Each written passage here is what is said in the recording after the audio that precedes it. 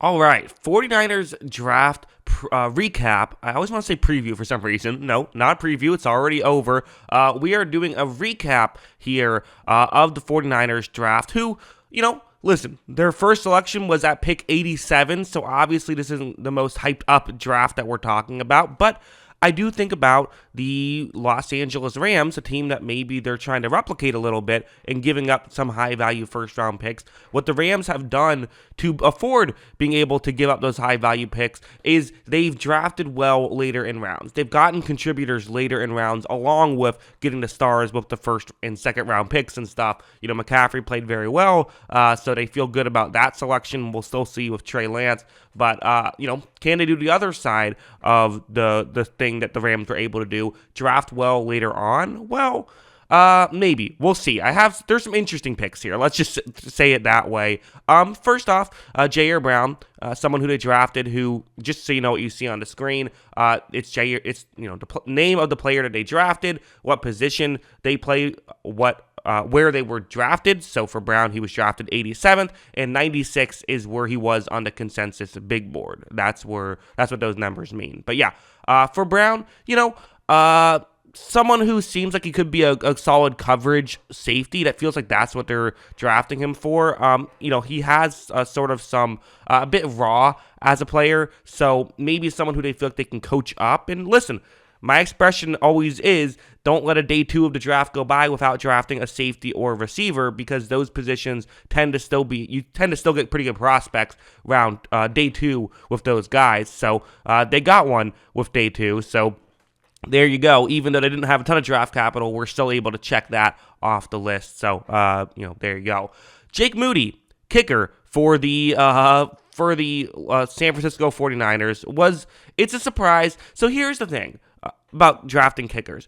I, in a vacuum, think that teams should be spending more value on kickers. Robbie Gould is not currently on the roster, so going out and getting a replacement makes sense. And I think that drafting a kicker, again, in a vacuum, spending pick 99 on a good kicker would be awesome, and there's plenty of reason to believe he can be a good kicker. The issue with drafting kickers is they're just so volatile. A lot of times when you draft a kicker, when they get into the NFL game, the little differences, they're just very different. We all remember Roberto Agoyo, the guy who was supposed to be the best kicker ever, was drafted with a second-round pick, although a very late second-round pick, but still a second-round pick, and he ended up being a disaster in the NFL. Jake Moody, selected with a third-round selection.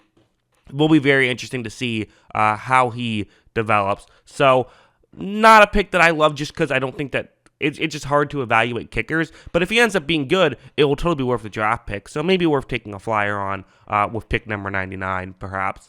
101, Cameron Latu, who is a tight end who, again, looking at some of his analytics, not good. I mean, just straight up not good.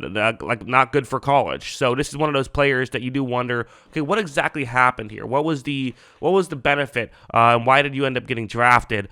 Because I'm sure there's stuff that they like about Latu, but the reality is, with this pick, he was projected to go 180. That feels around when he probably should have gone, of someone who maybe could be a good depth tight end. But the fact that they drafted him, hopefully, you're picking him at 101. You're expecting him to at least be a quality backup tight end with that kind of pick, I would assume, at some point, or at least hoping he could be. Has solid size, 6'4", 240, but feels like he's still kind of learning the position a little bit, which is definitely something that you want to, I'm just confused by. Also, he is someone who's a bit faster on tape, but did not run to 40, so maybe that could have hurt him, actually, and maybe that hurt his draft stock a little bit. Felt like a bit of a reach, though. Again, when you draft a guy at pick 101 who was projected to go 180, typically they end up playing like a guy who should have gone at 180 than a guy who should have gone at 101. That's just how that typically works. Next up on the list, we have Daryl Luther Jr., someone who, when we're getting here, we're in round 5 now. This was the 20th pick of round 5.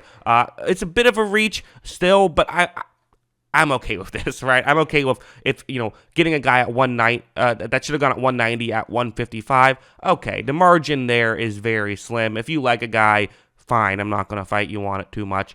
He is someone who, again, the profile of him being 6 feet tall, okay, has some length on him. That's something you do like to see. So there's some, there's some hope.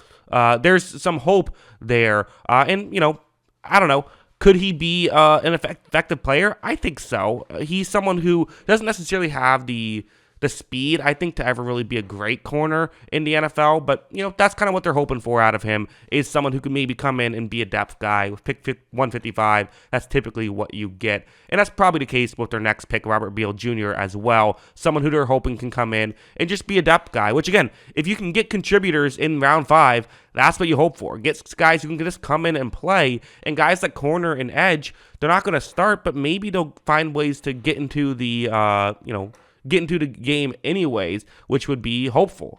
Guy who's 6'4", 247. And again, someone who most people kind of view as someone who maybe isn't a, not a complete prospect, kind of a bit of a wild card, actually. And maybe getting a wild card here isn't the worst case scenario. Someone who, didn't play a ton, is definitely an older prospect. He played, 5 years in college, so played a lot of years, but didn't get a ton of playing time, which is maybe concerning. But again, he was out of Georgia. I mean, they had so many good players around him. Maybe he just wasn't able to get the playing time, and because of that, maybe you're getting a diamond in the rough. There's some hope there. We'll see. Then you have 4 picks, which, again, when we're getting this far down, I always wonder how much of these picks are special teamers, especially under positions like linebacker, tight end, wide receiver, and then a safety linebacker hybrid. I mean, Jalen Graham, I'm pretty sure they're just drafting him to be, him and Bell, I would assume, are just drafted to be special teamers. That seems like that's the case there. But, D. Winters and Braden Willis out of TCU and Oklahoma, respectively. Could they potentially be something? Winters was actually a late 6th round pick, not a 7th round pick, so there you go. But is there hope for those guys? I mean, there's always hope, right? There's always hope that guys can become better. But as a whole, I'm going to expect that they're, projected to be, more of a... I'm going to guess that they're projected to be more special teamers, especially someone like Winters, 5'11", 227 at the linebacker position. Bit of a smaller linebacker as well, which is worth noting. But hey, sometimes that actually works out all right. Sometimes having a smaller guy isn't the worst thing in the world because they have speed and they're able to take advantage of that. So, you want someone who's good at something. Well, maybe that's what he can do. Again, probably drafting him to be a special teamer, but maybe if he gets thrust into a starting role or at least a depth role, he could potentially hold his own, is the hope. So, yeah, as a whole, with the, with the 49ers draft, we knew that we weren't going to come out of here saying, oh my God, what a great draft. We just knew that wasn't going to happen because they only had so many draft picks. You don't have so much capital, but they did some things I really liked. They made sure they got a good amount of draft picks total. So even though they didn't have the the high end picks, still had 9 picks. Again, ended up with 3 7th rounders. So that helped. It does help, and maybe some of them will turn into something, but a little bit underwhelming, I would say. But that's my thought. What are yours? Let me know in the comments below. Always love hearing from you. And of course, as always, thanks for watching.